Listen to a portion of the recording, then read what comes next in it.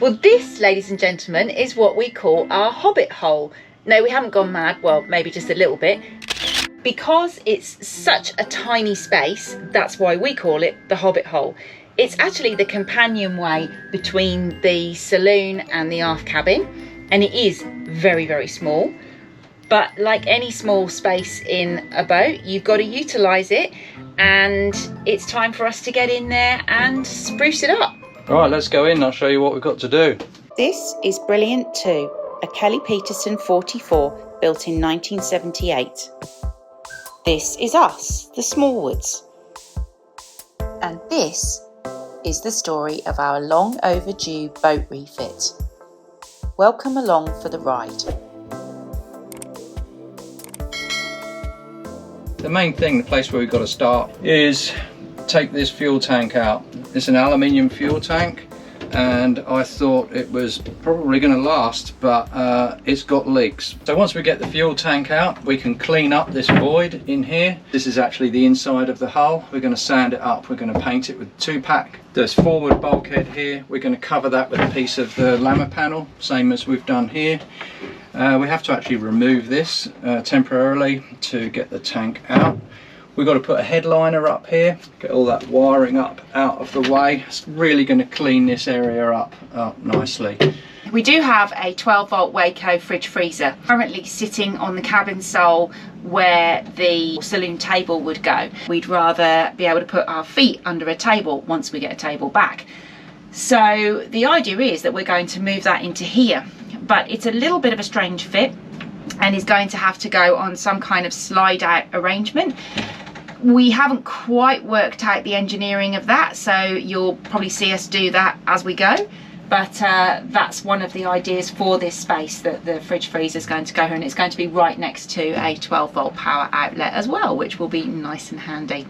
Although we've got 2 fridges built into the boat, we use that portable Waco fridge freezer solely as a freezer, and it's really what allows us to go for much longer periods of time. That is the difference between, you know, going for a couple of weeks to going for a couple of months, really. On the floor here, we've got the old flooring. Unfortunately, it's been oil stained by diesel over the years from various leaks or whatever. We've actually bought a lock together flooring, a fake teak look flooring, which can look lovely in here, much quicker than sanding this back and coating it with varnish. We've already tried to sand it back, haven't we? And it's just so soaked in diesel that there's really no restoring it to any kind of form of glory, is there? No, this is teak, these little inserts through here, and holly. Well, the holly is probably not too bad, but the teak's just all black, and that oil will have gone right through, just like it has in this plywood. This is the access for the fuel hoses, and that's been soaked over the years, and that's going to be the same. The other thing we have to do is treat these 2 doors, which are no longer sliding doors because they've got sound deadening inside. It's access into the engine room. We're just going to cover these with the teak nuance Laminex, put some little stainless pulls in there, same as we've used elsewhere. Trunking here covers the fuel hose, which we're going to replace while all this is out. We'll take this off, clean it up, we'll put it back on when we've done the work in here. Up here we have a little bit of headliner to do. We're going to use the foam backed vinyl. That's just going to glue straight onto the fiberglass. We've got some original teak trims at home which are cut out of a solid piece of teak. We've lovingly restored those, and a couple of bits of quad just to trim it, finish it off in there. So I think, touch wood, he says, they're all quite straightforward jobs. First job, I've just bought a nice big handsaw. I'm going to cut all this foam away and start lifting the tank out.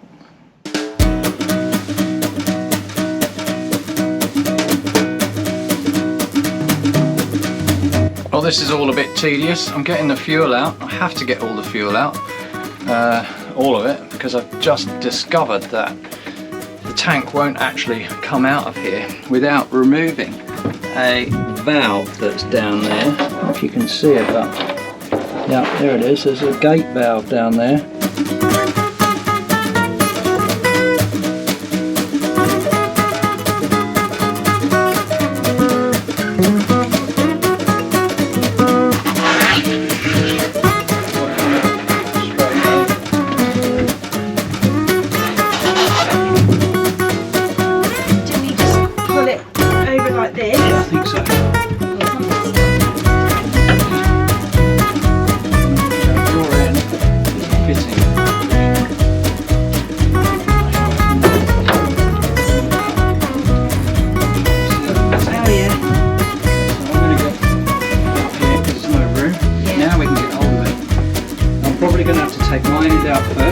pull it out to where that fitting is at your end. It won't come out, will it? But this will. Okay. You got it? Yeah. It's quite light. Yeah. It's just a bit of shape.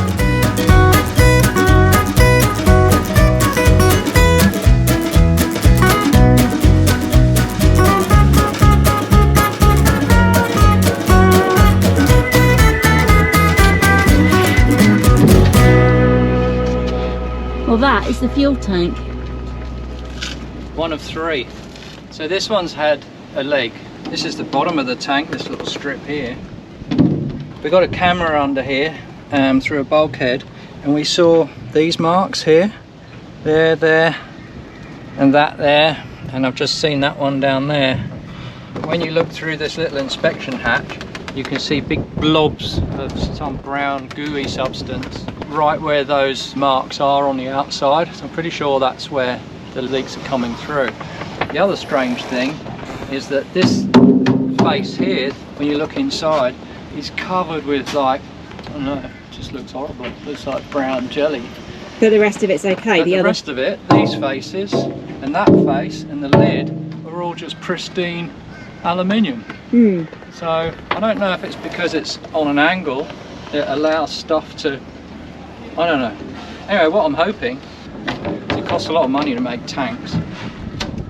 If we can cut this whole section out from there and to there and just replace that, and it will be a lot less than making a whole tank. We'll see what the fabricators think of that. Right, I've got the tank at home and I've just set up a bit of a pressure test. I've got my little compressor. What do we got? 15 pounds per square inch. There is a pressure building in there because the sides have popped out. So I'm just going to spritz around. Right, that's leaking. That's right through. You can even hear it. That's a big leak. I'm actually just picking that away with my finger. Okay, that's one of them. And there's another one here. No, that one's not through yet. It's going to be through very soon. In fact, that is through. Anyway, major leak there. That hole's $250,000 cost. So, in summary, this is the upside down tank. This is the bottom edge of the tank. We've got a leak there. We've got corrosion here. We've got a leak that's almost through there, not quite. We've got a big leak here. It's leaking. I've just cut this section out of the tank, right where the worst hole is, and you can see how badly pitted this is inside. This shiny area of aluminium here is electrolysis. Now, I don't know why this is suffering electrolysis, because it's not connected to any electrical side of the boat or anything like that, but there you are. I'm going to cut this whole panel out now and see what the rest of it looks like. We might be up for a new tank.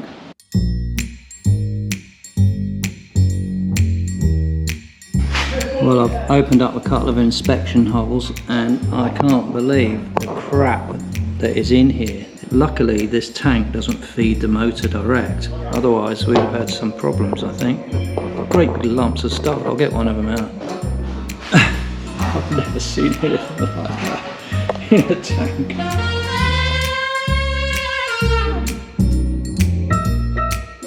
I've just cut this little section out just to do a bit of an explore, and man, that was amazing.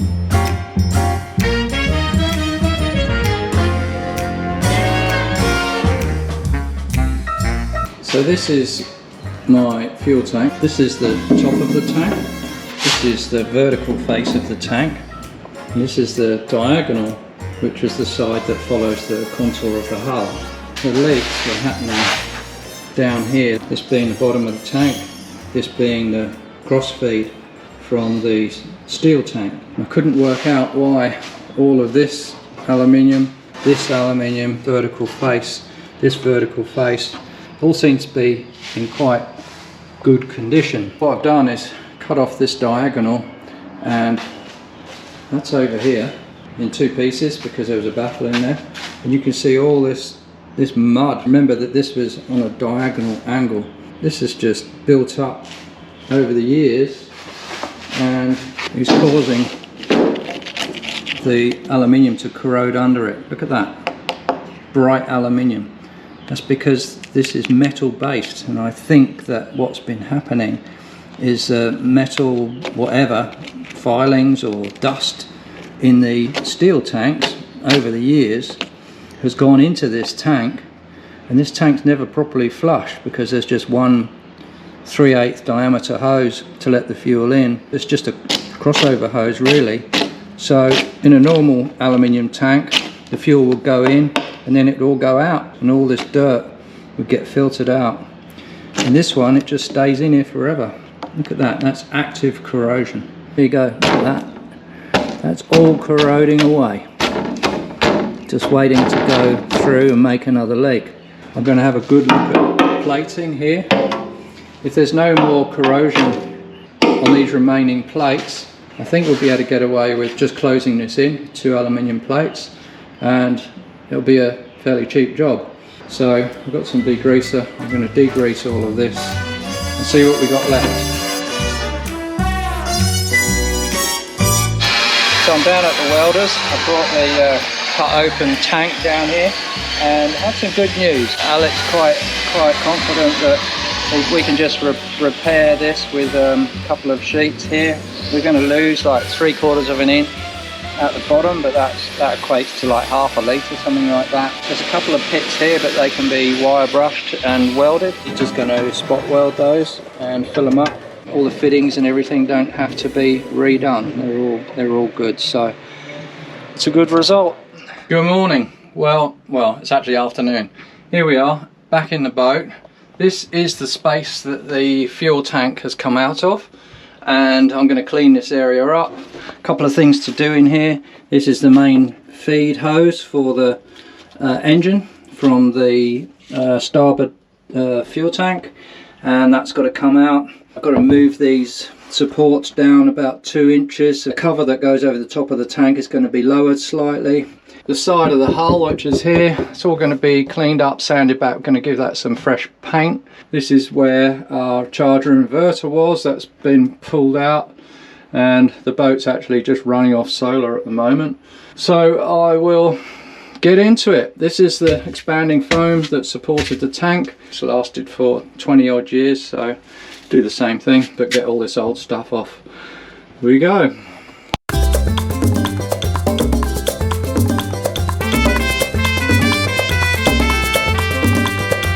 I'm just doing the final prep on this surface here, which we're going to cover with flow coat. It's just against the side of the hull. We're not interested in getting a good finish on it or anything like that. We're just going to make it white. Flow coat's the easiest way to go. What you do need to do with flow coat is make sure it's well keyed up. I'm using a 40 grip disc on a orbital sander, vacuum attached, minimal dust, and going to make sure that's clean of all grease, etc., and has a good key on it. So I'm about to put my mask on, get stuck into that, and then a bit of masking, we'll be ready to flow coat.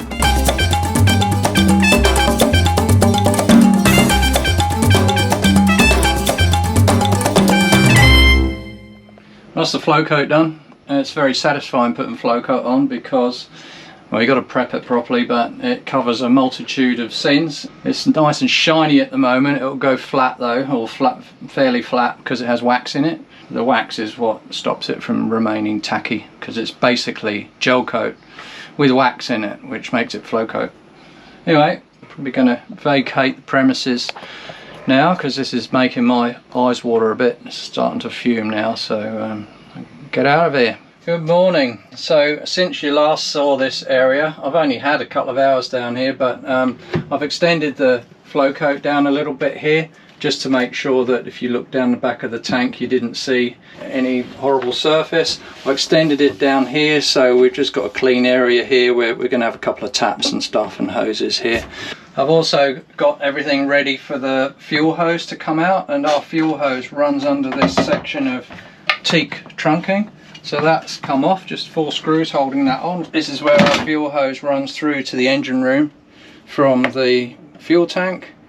Also got a few cables and stuff. I made a pattern here to be able to cut this piece of lama panel that's going to fit in there, cover all that. Nice shiny surface that'll mirror what's on the other side.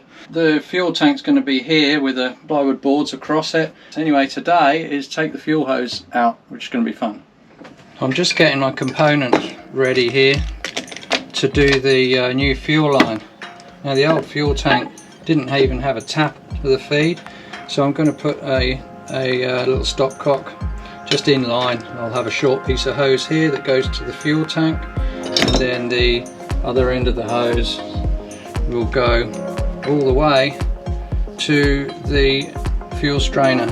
Anyway, following NZ, who are the pneumatic and hydraulic people here, following their advice, I'm literally going to use a heavy duty PTFE tape on my screw-in fittings. I'll get onto that right now.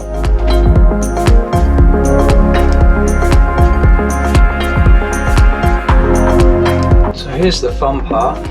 This is the bottom of a 6 foot high tank that we have on the starboard side. This is the hose that goes to the engine. This is the hose I'm going to replace.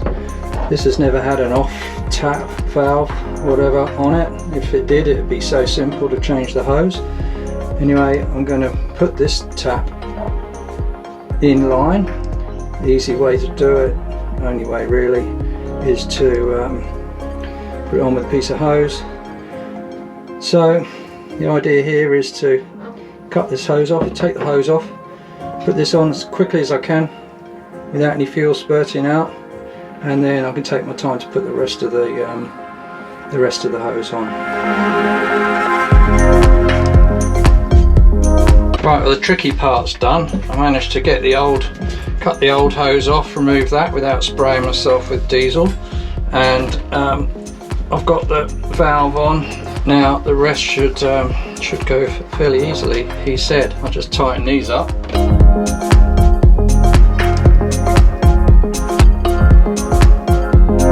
Yeah, I think that's about it. I'm going to put the valve down so I can reach in here and turn it on when I need to. Of course I won't have the luxury of reaching in here once the tank's in, and that's what the spin out is for in the bulkhead. So I've taken the old hose out, pulled it out all the way back from the tank, all the way through. It's going to go through the bulkhead there, across underneath the floor here, across here, through that little hole.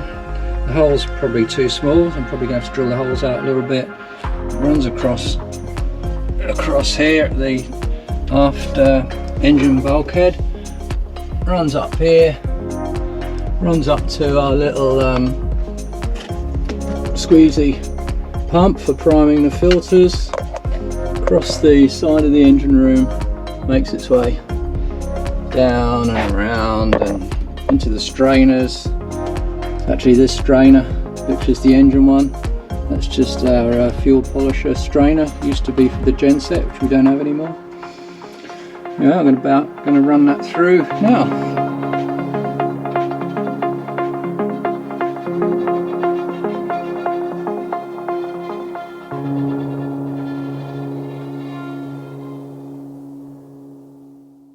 From my template, I cut a couple of pieces of white lama panel to go in the Hobbit Hole.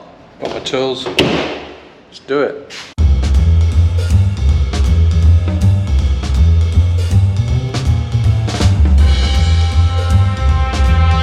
There we are down on the boat. I've cut this piece of lama panel out. This wet area lama panel is just fabulous. It's so much quicker than painting and does a much better job.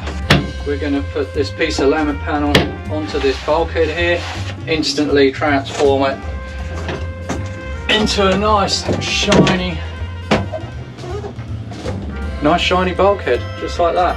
I'm just going to put some screws in there to hold this on. You never know, one day we might want to take it off again. I've got another little piece to put on over there.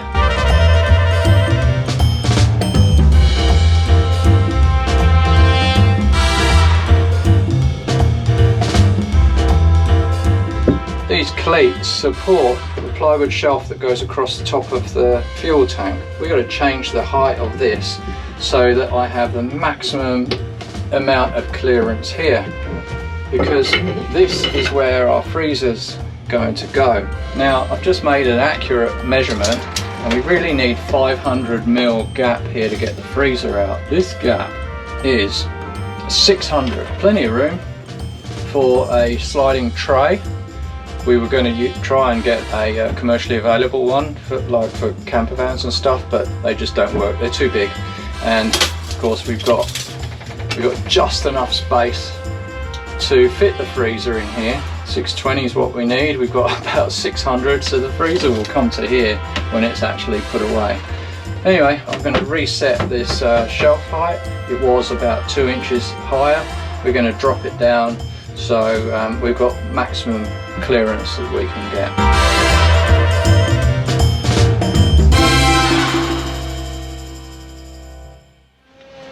So here we got the repaired tank, which has had one sheet of metal put on the side and on the bottom there.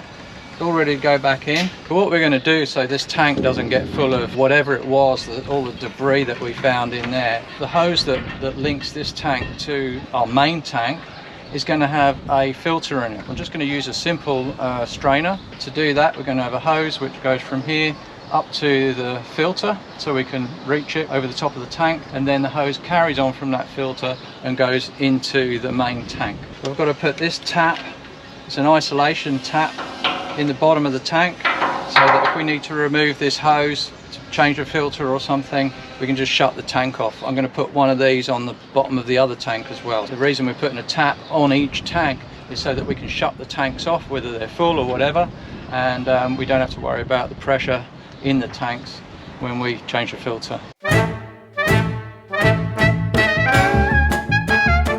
So I pulled the plug out of the bottom of the tank there. Actually the plug was just here and the outlet was here. That's not the proper way to do it. The drain plug should be at the bottom of the tank. So I pulled it out there. I'm going to put that one in there. I've wrapped PTFE tape around it, lumber's tape, whatever. It's going to go in there, and the valve is going to go in here with the elbow. Got an elbow on there because there's only about this much clearance between the bulkhead and the tank, so it'll go off at an angle. This ensures that any sediment won't get picked up by this. It'll just sit in the bottom of the tank. It's always important to get the tape wound round the correct way so that when you screw it in, you don't rub the tape off. If you can imagine, here's the end of the tape, and this threads in clockwise from on top. If you had the tape the other way round, if this was going that way, it would burr up like that as you're screwing it in. So it's important to get it round there so it's overlapping itself. When you thread it in like that, it won't push up the edge of the tape. So I've made a mistake. That's why boat jobs take so long. I've got to put the tap onto that before I screw that in. But then that is going to, so I've got to go in reverse now. I've got to take that plug out so I can wind this in with the tap on.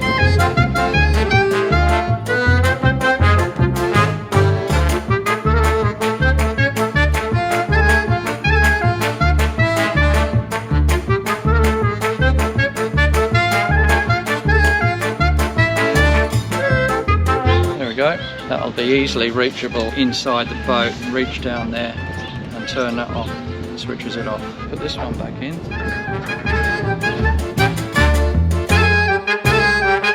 Okay, I think that's it. Okay, so this is the hose that joins the two fuel tanks together. This is the old hose that's got fuel in it at the moment, right up to here. So I'm going to cut this hose off and fast as I can shove that hose on.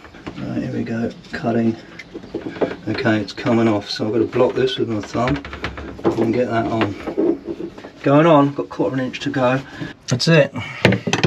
So this is the hose that joins the built-in tank to this tank. I'll put this on out here. Then we can put all this hose underneath the tank. Right, now we're going to put that in there.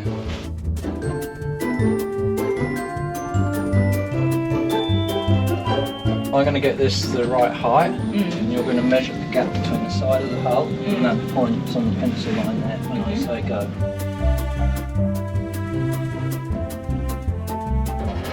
Okay. So we've got the tank in place, and this is about where it goes. It's sort of level across there. It's more or less level across here. I've got a couple of foam blocks in there to hold hold it in place. It's actually resting against the hull on that side, but that's what it was doing before. We've got to secure it in place with expanding foam down here and expanding foam down there. That's the way it was done before, and that's the way we're going to do it this time. When this is in securely, this hose will be pushed right down so it snakes underneath the tank. Foam will take a couple of days to harden, so we just put it in and walk away. This is the stuff I'm using. It's builder's foam basically, triple expanding filler. I'm going to give that a shake for 30 seconds. I've wetted down the surfaces in there. It says it needs a bit of moisture to help it go off, so where it's going to contact, I've just wet that with a damp rag since I don't have a spritzer. And I'm going to spray this in there and get as much as I can in, and I'll give it another go tomorrow when the first layer's sort of gone off. I don't want to put too much in at once. There's no turning back now. I've made sure my hose isn't in the wrong place. It's underneath the tank. There we go.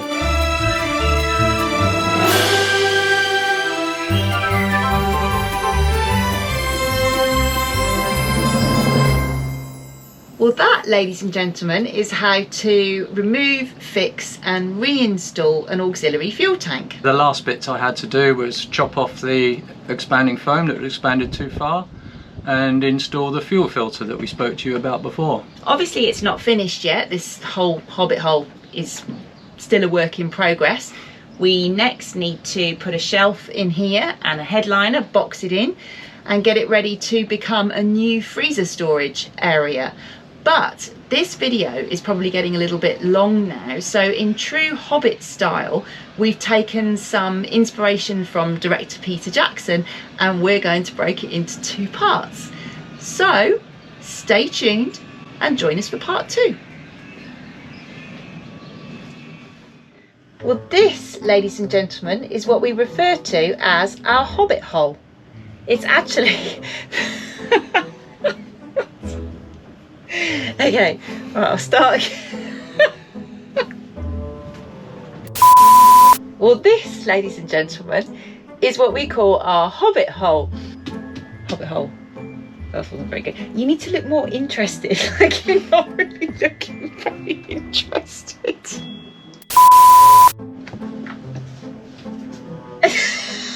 Oh, come on. Right. No hobbits were harmed during the making of this video.